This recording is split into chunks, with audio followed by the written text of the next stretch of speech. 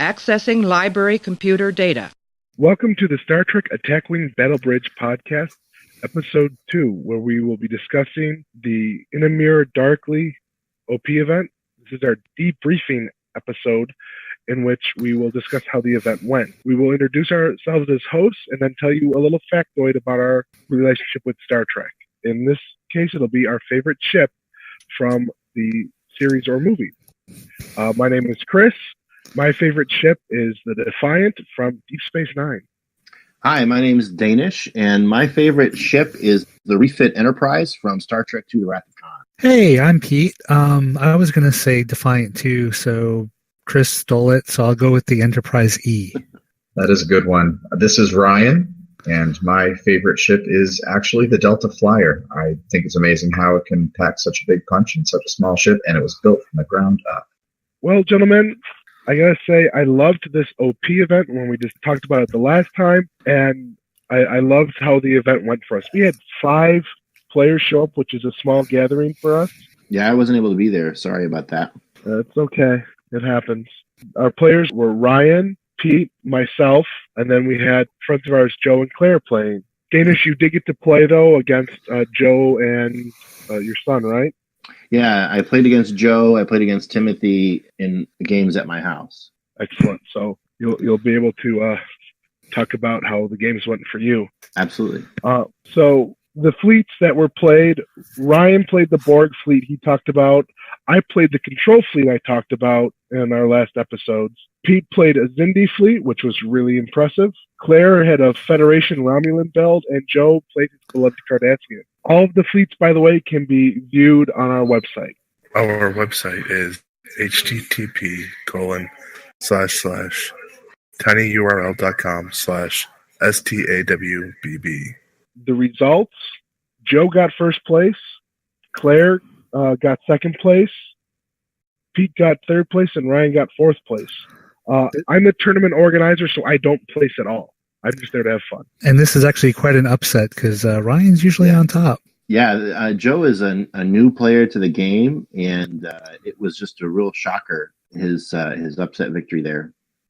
While it's surprising that Joe is new as a player and won, his fleet was really well built for this event. I mean, he had really maneuverable fighters, and he had really good ships with the 180-degree arcs. Well, certainly, when I played Joe at my house, he played the same fleet, and he took me apart. I was playing my species fleet that I had talked about last time, and he just absolutely demolished me. It was a good fleet. Well, so when we played it, did anyone find anything that they really didn't like about the scenario? Not so much that I didn't like about the scenario, but for my games, the actual web didn't really come into play at all. Yeah. I mean, it hampered movement slightly, but there was only one time in all of my games when I actually had it affect any of my ships. Which is interesting because when Chris and I played in round 2, it completely turned the tide of battle the opposite direction. It was the player. In fact, I took one shot the entire game with one ship, and that's it. That's all I was able to do, and yet I shouldn't say I won. The Xindi won. Yeah, and I found that, as Ryan mentioned, in our game, it was a really impactful. And then when I played you, Pete, it mainly served to reduce movement options. Mm-hmm. Definitely in the games that I played, the web did not come into play as an attacking element. In the game I played with Joe, I lost one shield and Joe lost one shield to the web, and the rest was just a maneuvering hazard. And in my game with Timothy, it was the same thing, just a maneuvering hazard, and that was it. So that really came down to choice of placement of those tokens. Right. I was really trying to make use of the web while I played. Honestly, when I glanced over at your game with Ryan, you guys had so many tokens out, like more than anyone else I'd seen per We had game. to start using Tribble tokens and Borg tokens, and I think because the way your fleets were working, that just the fact that you had so many turns, like you were bump up, I'm like, okay, I'm over. There was no action, and you just, we're just throwing tokens down. I think we went like maybe 6 rounds without even getting close to each other. Wow. We were both trying to be to stay away from each other and make the other come to them, and the two of us were just very. We weren't going to let the other person get the better of us. That's not a fun way to play, and neither of us were really happy about it. So I just kind of tried to leap across and got chewed up a little bit by the tokens he had placed, and was not able to get within range of him to even fire. So it was rough. I want to talk a bit about each of our rounds and the games. In the first round, I watched mostly the game of Joe versus Claire. I tried very hard not to watch your game between you two, Pete and Ryan. I didn't want, because I knew I'd be playing one of you, I didn't want to see your strategies. Claire set up in a relatively tight formation on one side in the middle-ish area, and Joe spread his fleet out facing the eastern edge where the planet was. And their strategies were, they were going to joust, but Joe first moved down along the edge of the playing field and then arced in, whereas Claire came straight across. In about second round, or maybe third round, they started to attack each other, and Claire split her attacks between two fighters, and then Joe just dominated all the rest of the combat from what I saw. And he took away the victory. Joe won. Running two sets of Hidekis it's a powerful play. Yeah, especially with those Galar class phaser banks. Right. And you're throwing a ton of attack dice, and with quality. It's a powerful combination. And I'm pretty sure that Joe also had squadron card that allows you to combine your attack onto another ship's attack. So there was a turn where I believe he was rolling 12 dice. Yes, he did. So yeah, I can see why she had a rough time with him. How about in your game, Pete and Ryan? Well, I tried the similar tactic as I did with Ryan, where I tried to draw out my opponent in between the gas giant and the edge of the map. And I don't remember. You got one ship stuck back there, so it wasn't really a player for maybe 2 or 3 turns. I don't remember how it went with Joe. I remember how it went with Ryan, though. The plan would have worked, except he actually kind of countered me a bit because he didn't come as deep as I was hoping he would before I split my ship back into to the left of the gas giant with the rest of the fleet. So he kind of countered me there, but I don't remember how it worked with Joe. I know you tried the same thing against me, and it didn't work out to your advantage. No, not at all. I think this was one of the shocking results in that Pete, you decimated Ryan's fleet. Yeah, well, he got some great rolls, and I was just coming up with blanks pretty bad. Not that you weren't doing a great job, Pete, obviously, but. Right. There were some times when I was just staring at those little green orbs or green, not cubes. What do they call those? Octahedrons. What's that? Octahedrons. Yeah, that sounds like it's probably a math term. I was just staring at those and looking at them and shaking my head, disbelief. Well, we discovered that while Pete's dice don't like the Klingons, they definitely like the Xindi. Apparently. And that Xindi fleet was nothing to shake your head at either. That was a really good fleet. I really had no idea that was even possible with the Xindi, honestly. I mean, it didn't seem like they were going to be that big of a faction because they don't have a lot of ships. I mean, at the moment, they only have the 6 ships. Well, 7, including, what is that, the Weapon Zero that I totally forgot about. Didn't even realize existed until you guys told me about it. You know, so you don't have a lot of cards to pull from, but they do have some nice cards. Well, yeah, and you got your attacks up there. You had the potential to roll like 8 attack dice, and I found that terrifying. And that doesn't happen for me a lot. That does not happen for me a lot. But I think we'll be seeing a lot more Xindi at our venue. Actually, it was 7 attack dice, not 8, but yeah, close. 7? Oh, okay. Yeah, that's still more than I was tending to be rolling. And Danish, you said that you played Joe and he decimated you. Yeah, I brought my species fleet, and I got off to a bad start maneuvering wise, and but so did Joe. So I sort of hoped it would even out, but he had his. I had low captain skills, and he had high captain skills, and he was able to use both wings of fighters against my lead species ship. Was able to take it out pretty quickly, and after that, I was pretty much toast. I mean, there was very little I could actually do to get the upper hand. I wasn't rolling well, and with the combined might of his two fighter squadrons, made it very difficult. I'm not sure he had two Gallows as well. I'm not sure the Gallows even came into play almost at all. Just as the fighters. Just as the support ship for his fighters, really. Right. Yeah. Now, when I played against my son, he was running a mixed fleet with a variety of different ships, and he did a great job. But when you don't have a mass of attack dice, the species bioship is just very difficult to take out. So I was able to overwhelm him there. He did take away at least one of my ships, but I was able to get the victory. Okay, cool. Our second round saw Pete versus Joe. How did that game go for you, Pete? Not well. It was a good game. It was a good fight. I was able to take out his two Gallers, but I just had trouble with those fighters. I could not throw enough shots at him to get them down, only because there's only so much I could do.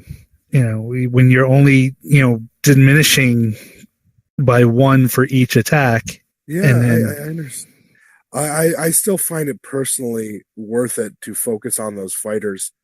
I mean, you had 4 ships. You could have taken off 4 tokens and made one of those fighters pretty much pointless.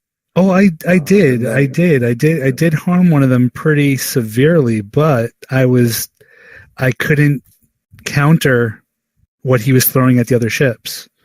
So by the time, I knocked down one of his fighters. I forget how far. I think it was down. Maybe how do those tokens go again? It's I think it must have been at least half. I got one of the fighters down, but I also had the Galers. I had to take those out.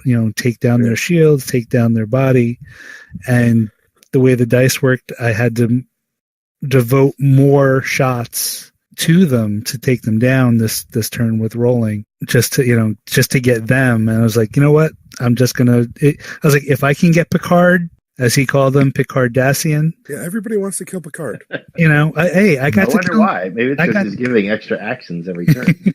That action economy is still a big deal in this game. Yeah. I got to kill him twice in that day, so I was happy. Yeah. But it was just like it was nothing else I could do. By the time I was taking down his fighters, I was out of ships. The second round saw Ryan and me playing each other. Our setup, I did a very tight formation just inside the planet token. And Ryan, you split your forces.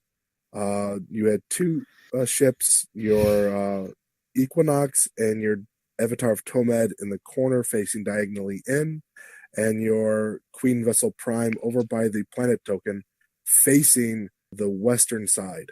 Yes. I thought that was an interesting setup. I was kind of hoping you would deploy all your ships on my side and I could mess with them more than I was able to. And I think that your control fleet was really good and would have been really well. But as you said, even while we were playing, you were like, I should have done this last turn. Yeah. I should have made you do this last turn. And it was just like one of those, you get so caught up in the moment that you stop planning the next turn or the 2 or 3 turns ahead. And I think that's what ended up happening. And actually, I think that the placement of the mission tokens is probably a large contributor to why so many of us were trying to just live in the moment and eke our way through each turn. Yeah. I mean, I really made mistakes placing those tokens in our game. But I'll get to that in a little bit. Our strategies both were to make the other come to us. And the only reason why you had to come to me was because you dropped that Cloaked Mines first turn. Had you done not, I mean, then it would have been a stalemate, and whoever had, more steel in their blood would have been the person who waited. Yeah. Because you gave me those points, so I didn't have to come to you at all. Right. And at that point, I told you I'm not going to because. Well, you didn't need to. You would have won by TKO, and that's a strategy. And we're both kind of looking at each other 10 minutes into the match, thinking, "Is this really how the next 15 minutes are going to go?" Yeah, I mean, I guess I was going to start. I figured out a way because of the way you were moving your ships that I could have made the mission tokens like the web hit you, and that would have forced you to move. That's when I saw that coming about 2 turns out, which is why I tried to jump through them, and I did take a couple of damage on my way through the webs with the two regular ships.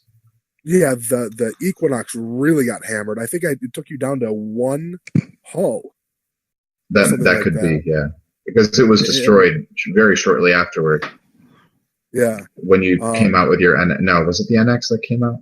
Yeah, the NX-01 turned on it, and I used my improved phasers, and had a lot of quality with that roll. That was like the only thing that ship did all game. I know, and I'm just sitting here thinking, how am I going to destroy this ship? He's got enhanced hull plating, it's got survivability, it's got hitability, and I didn't need to because you darted forward and managed to land exactly where you needed to have the ship blow up. Yeah. So I tried at first to scare you into moving with the tokens, and then once you did move, I was like, oh, I'm going to put the web in front of you. Problem was that put the web too close to my own ships. Mm-hmm. And that is what it blew up 2 of my ships. I realized now that I should have just flown the Enterprise off the board rather than give you an extra 10 points. But, there was no real difference. And it didn't affect the outcome really either of the overall match. No. You were able to actually blow up my ship in the one time you attacked in the entire game with the Reliant. So I just wish I was there to see the Reliant fire 1 shot and blow up. I'm sorry I missed it. So, but it is true though. He had destroyed the 2 ships fairly quickly in once things started going on. But my Borg cube, I was able to just kind of go forward and back, and stayed close enough to the planet that it was too difficult for the mission tokens to be placed to surround me. And during each subsequent turn, you kind of painted yourself into a corner with the Enterprise E. Was that what you were flying? The A, excuse me. And you painted yourself into a corner, and finally in that last move, where I had 1 hull left with all of the regenerations that I'd been doing with the Borg tactical cube, you either had to fly off the board or back up into what would have killed you, and that's just the way the game ended. Yeah. And like I said, it was the choices of the mission the placing those tokens that did that game. So that's one of the things I think was really great about this event is your choices. The strategy was so deep because you had to choose not only what to do with your ships, but what to do with those tokens. And all of it really mattered. And I really think both of us figured out how to place the tokens halfway through our match, because that's really when it started to make sense for us, where we realized, oh, wait, you can place them on both sides of the planet, and they're still at range 3 of each other. So even if you're within range 1 of the planet and you think you're safe, you won't be safe for long. And that was kind of cool. I wish I could play this event again. Like, that's how much I liked this. I was just thinking that actually, that I would, just get together and play it for fun 2 or 3 times. Yeah. I did like the setup. I liked the way the game went. I liked the threat of those tokens. I just, like, as I said, it didn't come up. I did try and, draw the web out each time I was, playing there, but it never really got to that really, that crucial threat level. That's because you didn't spend the first half an hour not doing anything but moving backwards and forwards. Yeah, I did. Very true. So I was able to destroy in our game everything but Ryan's giant Borg ship, and it was really frustrating for me to watch that ship not get any more damage on it. or at least take 1 damage and then heal it. I was like, come on, how do I get him caught? And I couldn't do it. From there, round 3 saw Ryan play Claire, and I played Pete. Mm-hmm. How did your game with Claire go, Ryan? Well, it looked like things were going to go really well. I learned from our game and dropped my cloaked mines a lot closer to center. And they actually came into play quite a bit. There was one turn where her Voyager was in the mines, moving through the mines for about 7 consecutive turns, and I rolled 0 hits through all 7 turns combined. So that was exciting. I think you might have gotten Pete's old dice. Apparently, mine like the Borg as much as Pete's like the Klingons. But she played well, and she's a real tactical thinker, and managed to pull out a whole lot of surprises for me that I wasn't expecting. And she ended up getting around me a couple of times, and it worked really well for her. Now, I don't remember. I don't have the actual results in front of me. Did you take that match, or did she?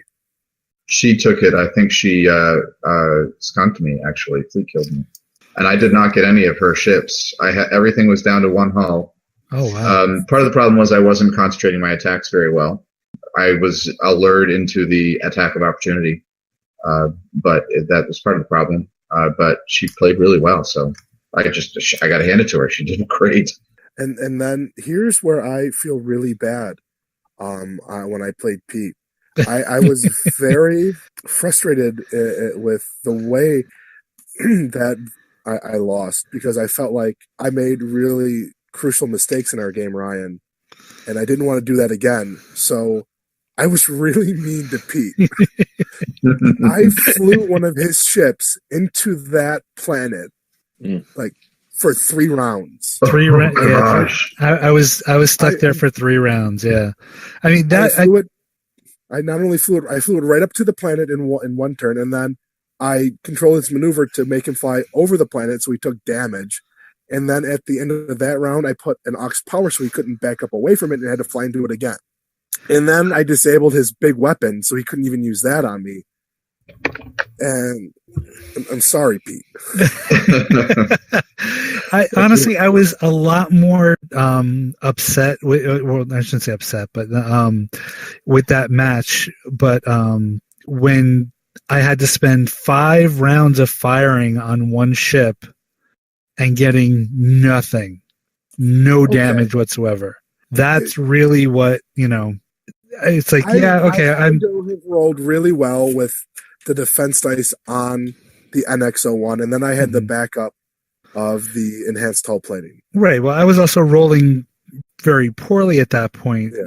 So it wasn't like, it was really, it was the dice that was really the issue there. I mean, it was a little annoying that, one of my ships, but I still had 3 full ships, versus your three full ships. And, after, and 5, you blew up the Enterprise A, so you got the card again. Yeah, did I? Yeah, you blew up a card. Okay. In like the last round of our game, you blew them up. It was like, and there was nothing I could do. I was like, I lost a ship. I was like, I can't stop it.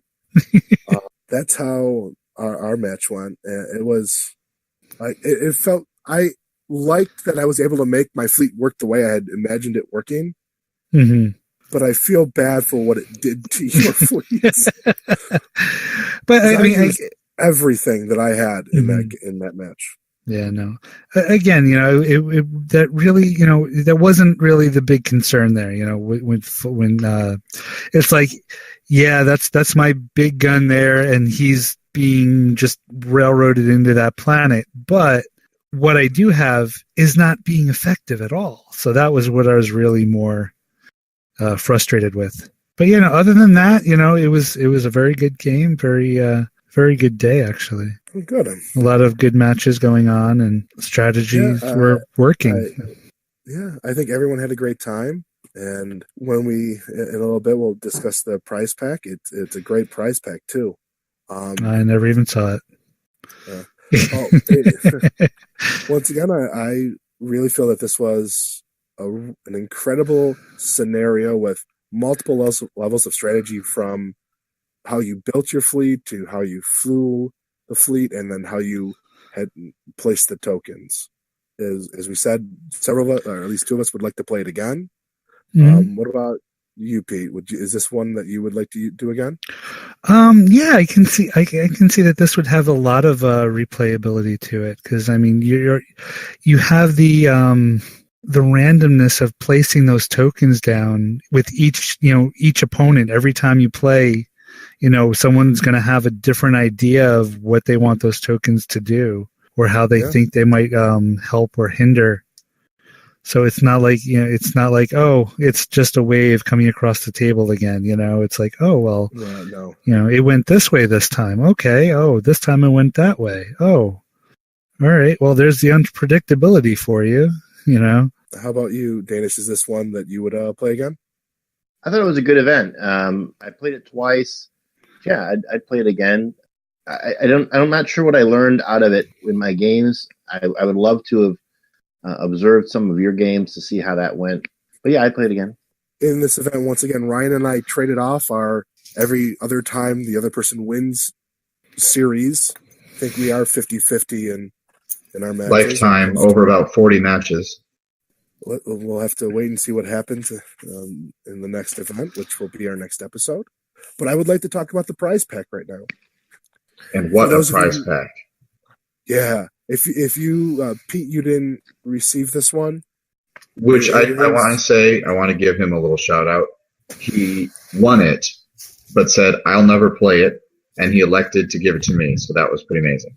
Even though I wasn't at the event, I was able to get a copy of it online, and I've got it in my grubby hands right now. It's a fantastic prize pack. All the images are posted on our webpage, which is http://tinyurl.com/STAWBB. The prize ship is the USS Defiant NCC 1764. It's a Federation and Mirror Universe ship. Not the Defiant that you're thinking. I'm old enough, Pete, that it is the Defiant I was thinking. It's a Constitution class ship, and it has the standard 3 attack, 1 defense, 4 hull, 3 shields, and the Federation action bar of evade, target lock, scan, and battle stations. It can host 2 weapons and 2 crew, and here's the really awesome thing: the special ability. Oh yes.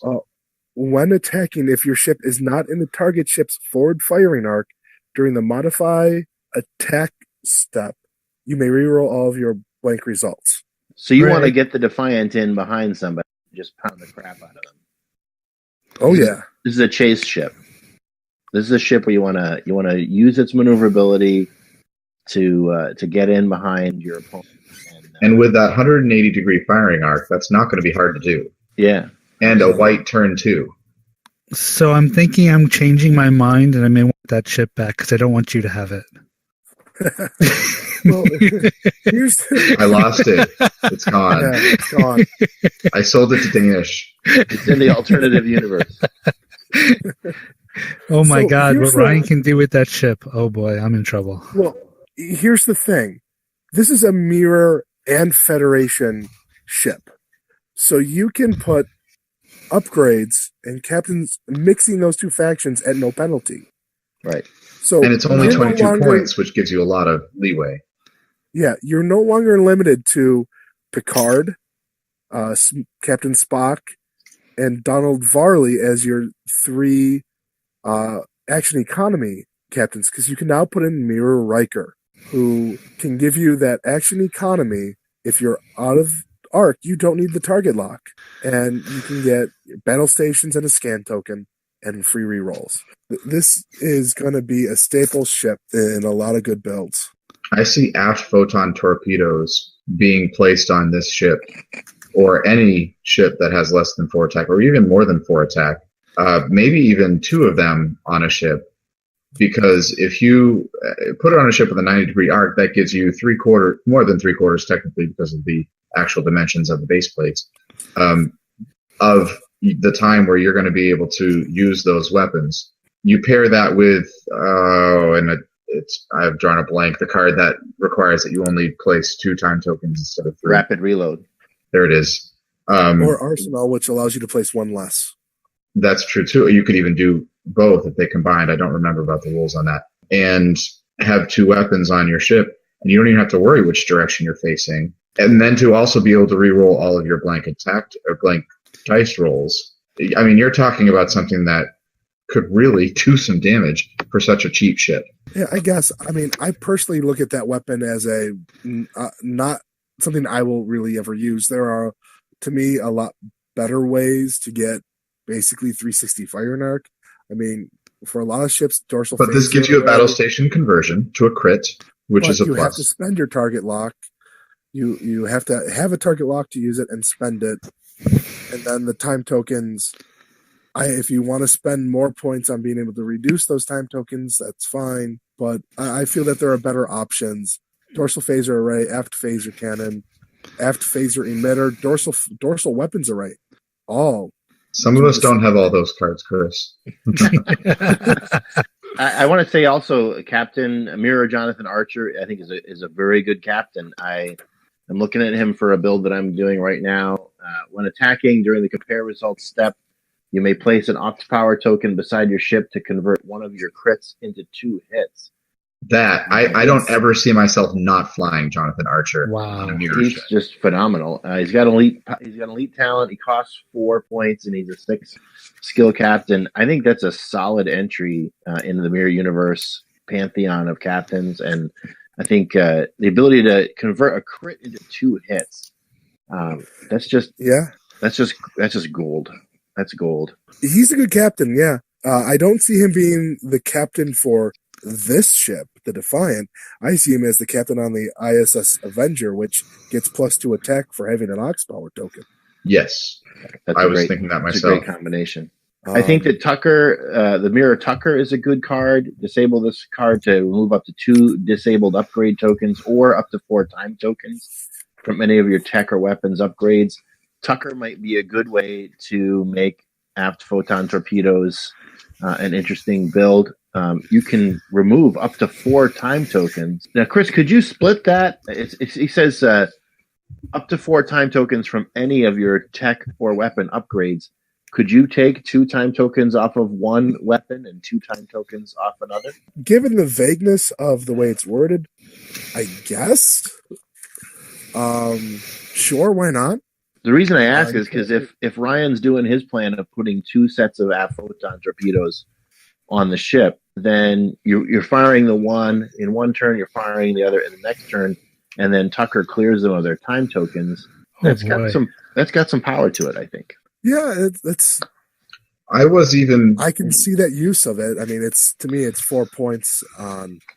For 4 points and an action, I don't think I would do that because you do need to regain your target lock each turn. So I want something with a passive ability that doesn't require my action, which I would need the target lock for. The other crew, Assault Team, I don't see the point in. It's a 5-point discard. You have to have no shields.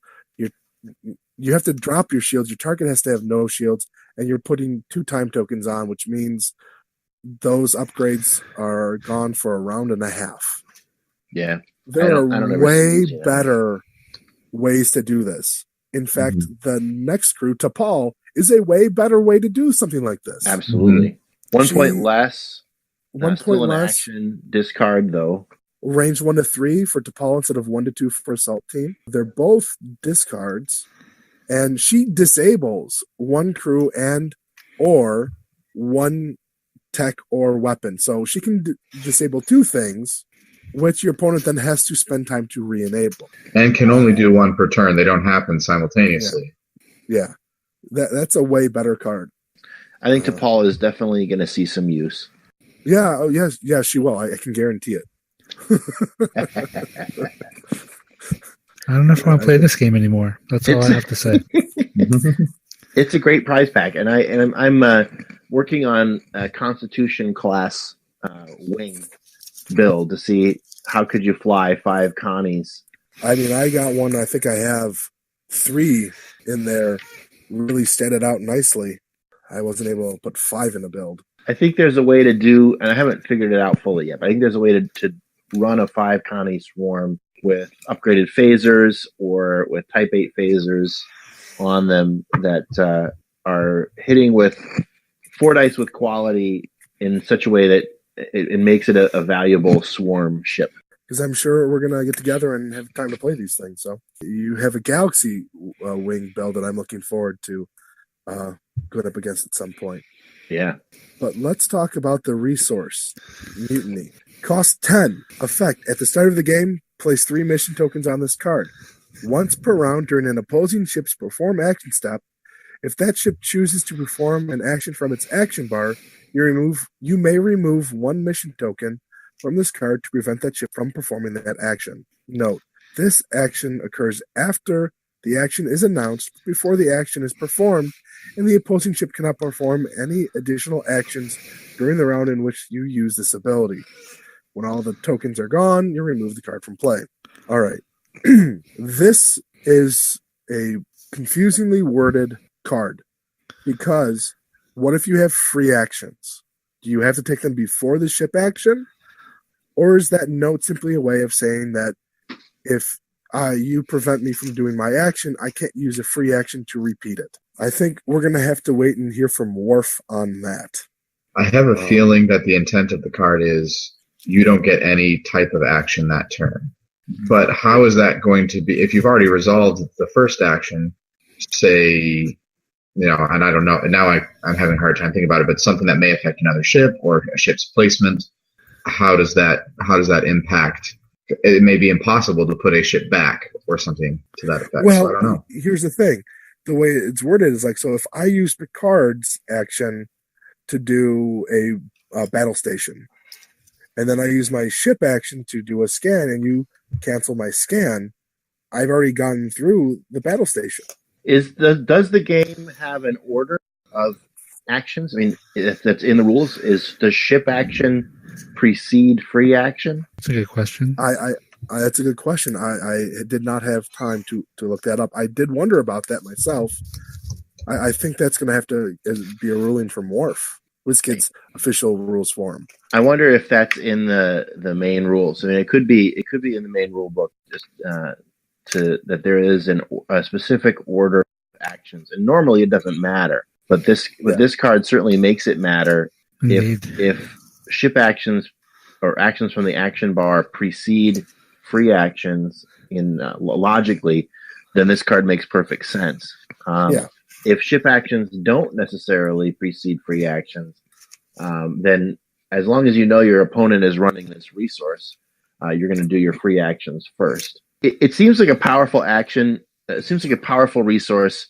I would say, though, you only get to perform it 3 times at a cost of 10 points. There's a lot of other resources where you're doing it. You're able to use the resource 5 times for 5 points, less powerfully. But this really seems like maybe it's overpriced.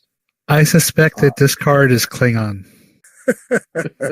Overpriced, and you don't use it very often. So in the action section of the rule book, the only mention, there's no specific order on it. So it looks like we will need a Worf ruling on this.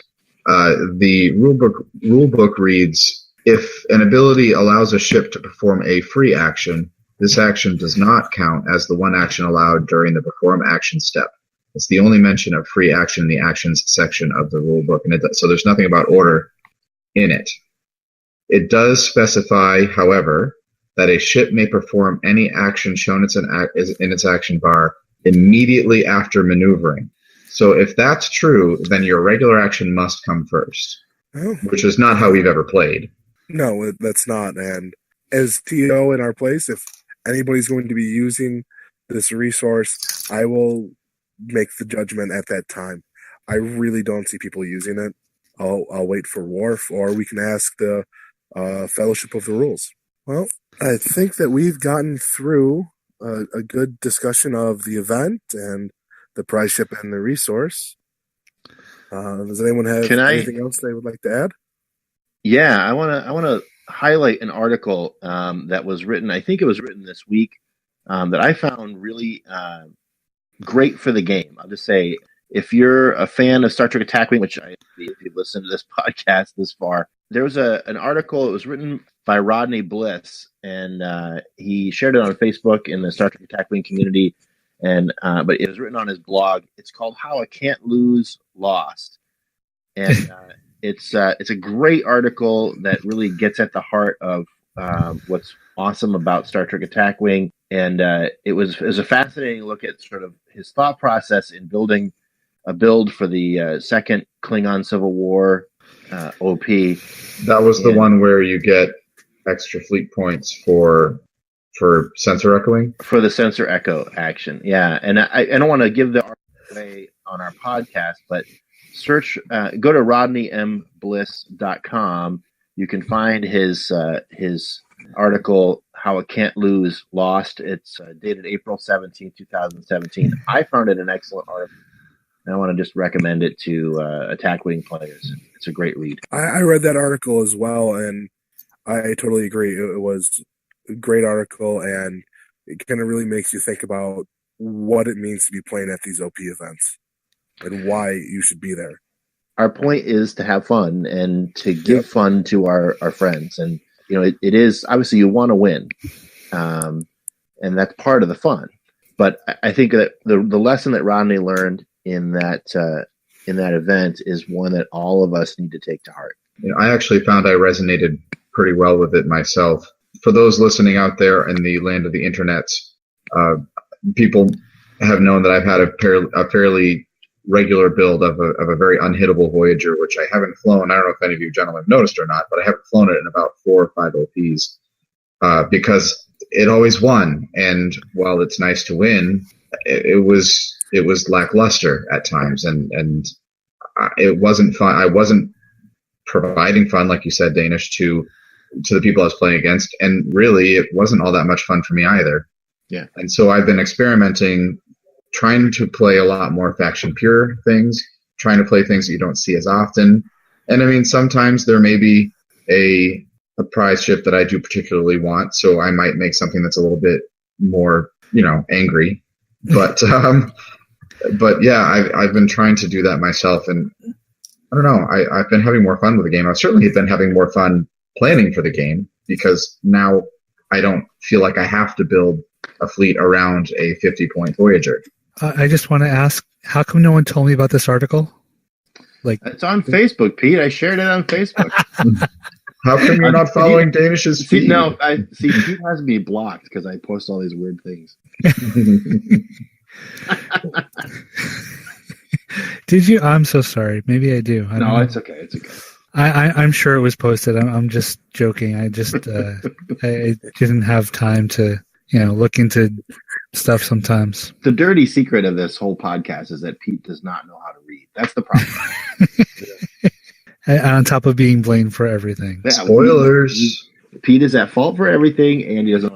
All right, gentlemen. Thank you for being up late with me tonight, talking about our really geeky hobby. Those of you, the dozens of you listening out there, I hope you enjoyed our podcast. There are dozens of us.